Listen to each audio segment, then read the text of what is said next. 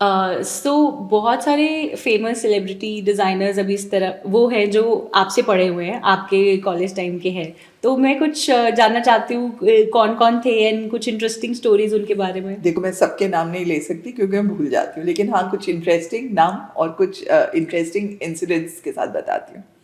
मुझे याद है, एक मेरा स्टूडेंट था जो ग्रेजुएशन करके मदुरा में गया, और मदुरा में उसको अपॉर्चुनिटी मिली बिकॉज वो बहुत टैलेंटेड था in denim wear, to start a brand. उसने शायद एक चिट्ठी लिखी थी, कहीं वो आज भी मेरे मेल में पड़ी है, कि आज मैं ये सेटअप कर रहा हूँ तो मुझे अपनी लैब की वो पूरी टाइम एक आंखों के आगे रील के सामने गुजर रहा है।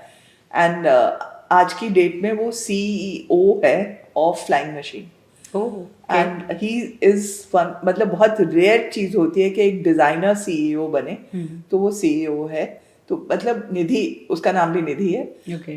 बहुत प्राउड फीलिंग हुई थी मुझे वो चिट्ठी पढ़ के। मतलब मैंने 25 साल हो गए शायद, या 24 साल हो गए उसको संभाल के रखा है।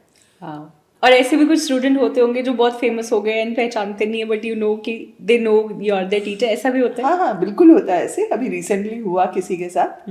देखो, मैंने जब भी अपने स्टूडेंट्स को पढ़ाया है तो अपना 200% दे के पढ़ाया है और बहुत प्यार किया। तो आज भी मैं अपना वो टीचर मोड में उनको कह देती हूँ, अगर मुझे लगे कि वो कुछ इग्नोर कर रहे हैं।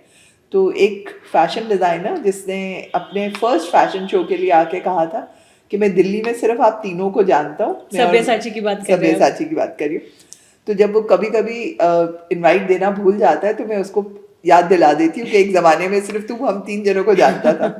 तो टीचर हो आप तो कर सकते हो, it's your right to do that. But he is a very very very nice human being. हम एक बारी बेल्जियम गए हुए थे। मेरे साथ यंग फैशन डिज़ाइनर्स थे जो आज तो काफ़ी सक्सेसफुल बन गए हैं, उनमें से कुछ लोग।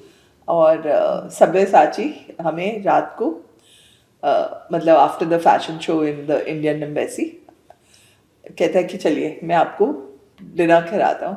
सो हमें बहुत फैंसी जगह ले गया डिनर कराने, चाइनीज़ रेस्टोरेंट में। And I think it was a very nice gesture on his part, because ये सब उस वक्त ग्रेजुएट्स ही थे निफ्ट के, जो उस वक्त ग्रेजुएट हो रहे थे। और उन सबको उसने, he treated them and then सबको बैठ के समझाया कि industry is not so easy but you have to make. And again, the two qualities in Sabyasachi are also the same thing what I've been saying: hard work and passion. and passion. He's very passionate about his work.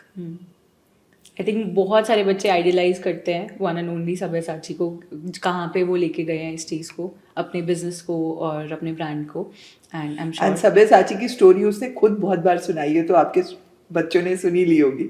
Not sure, आप बताइए क्या story है उनकी? उसका भी again came from a humble background, no background of fashion, and wanted to start his own work. So while he was in college, he started his work, okay. and he has taken it to the world heights.